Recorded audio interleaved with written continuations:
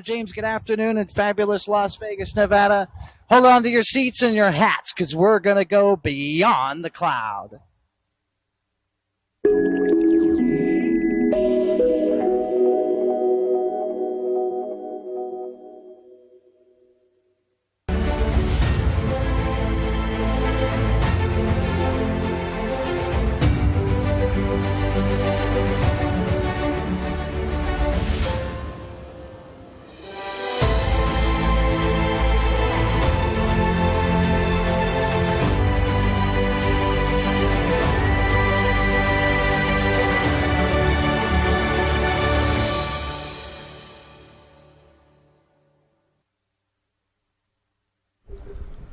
Good afternoon, folks. Welcome to Beyond the Cloud. It's a wonderful Friday afternoon here in Las Vegas. Friday already. It's Friday already. Man, this week went by that went fast, really fast. Wow, did it ever? So it looks like it's going to rain outside and all that. But I think it is raining. It's not raining in here. Either that or I'm having an apparition.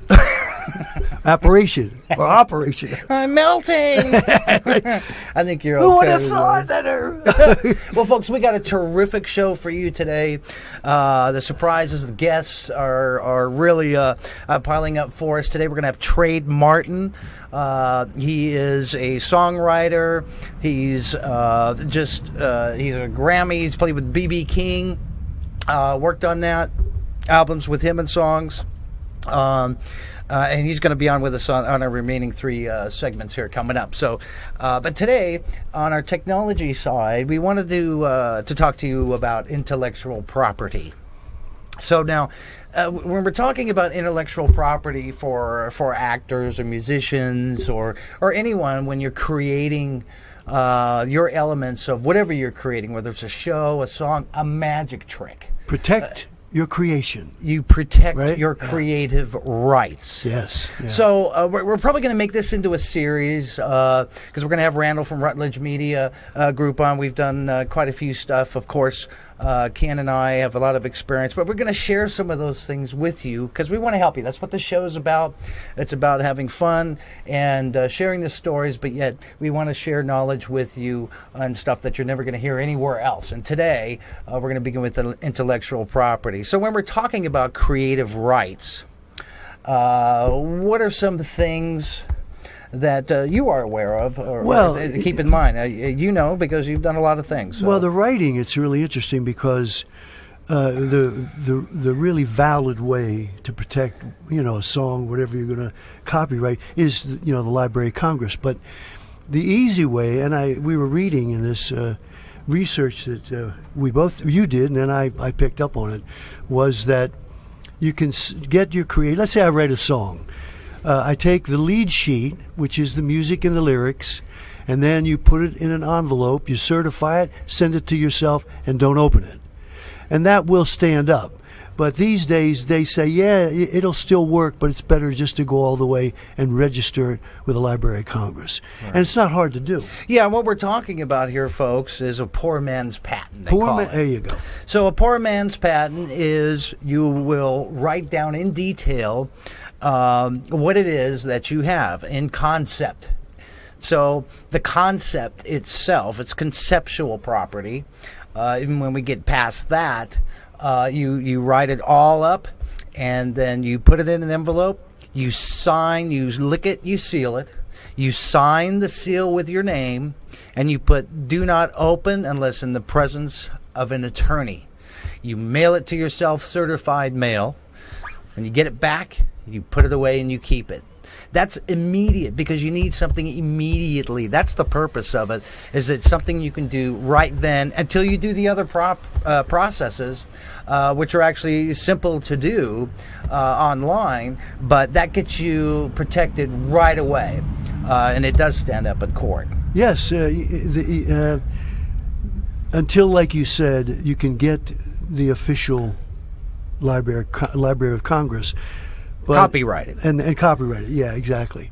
But I have a funny story about this. I had a buddy of mine. Does not surprise me? Yeah, I love it. This is in the 80s. And I met a fella on a film I was doing. And he was a great guy. And after we finished the picture, we became friends. And one day he calls me on the phone. He said, Kenny, what happens to a star when a star passes and let's say somebody wants to use their image or their name or whatever for a commercial? Likeness? And likeness, yeah, exactly. Like Marilyn Monroe, Clark Gable, Three Stooges, the Marx Brothers. I said, well, I don't know this for sure, but I think that if they use that, the money that they make from that has to go to their family. Their estate. Their estate, exactly. So I said, I don't know this. Well, I don't hear from him for a while. He just all of a sudden, 3 weeks later, he says, I took your advice. I looked it up. He said, nothing protects him. So here's how smart he was. His name was Roger Richmond. Okay. Roger Richmond. And he became the attorney for the dead stars. And this guy ended up representing everybody. Marilyn Monroe, Elvis Presley, W.C. Fields, the Three Stooges, all the comedy stuff. He became the guy. He became so successful at it, they had him on all the talk shows. Wow. And he's the guy that initiated that law. Interesting. And now it's a law today, so that if a celebrity passes, their family they can be represented, and no one can steal anything from them, their likeness or whatever. So that was my friend, and unfortunately he's gone now. All right. He passed away. Well, God bless him. 2-3 years ago. He's a great guy. Right. But interesting story. Yeah. Right. So there again, there's a step in history where, these intellectual property rights and copywriting your material, anything that you're doing that's yours and your concept, you want to make sure you do that. And of course, the poor man's patent is the great place to start. And when we're talking about copywriting, which is the most common, that copywriting can be anything from a monologue, a comedian's monologue, to a magician's magic tricks, anything, because it's the design. The conceptual design is your creation. And that is the point of that part of the intellectual property. And in fact, there's a story about a magic trick that Penn and Teller. Yeah. did. Are you familiar with that story? Yeah. Do you know it? No, yeah. Not as well as you do, but go ahead. Well, no, I don't. I don't know it all that well because I have to read it from my script. Well, it's interesting. Well, go ahead, because let's get it right. Okay. Because the thing is, well, here it was a concept. It was a concept. And he was able to, right here, Penn and Teller, a European entertainer who advertised for sale an illusion similar to shadows, one of Teller's signature illusions, and an illusion for which Teller obtained U.S. copyright protection in 1983. See? So very fascinating that he was able to copyright an illusion. So they went to court and he won. Right. Because he did copyright it. Right. But it's even an idea. And it's an amazing thing. You can copyright an idea and make sure that no one can steal it from you. Even an illusion. Even an illusion, like you. Exactly. Here I am. I can copyright you. You could copyright me. Oh. But I think I have to copyright myself first. Oh, so you cut me out, right? Well, no, I mean... I'm here telling you about this stuff. Now you cut me out. Well, I got to protect myself, Ken. What a nice guy.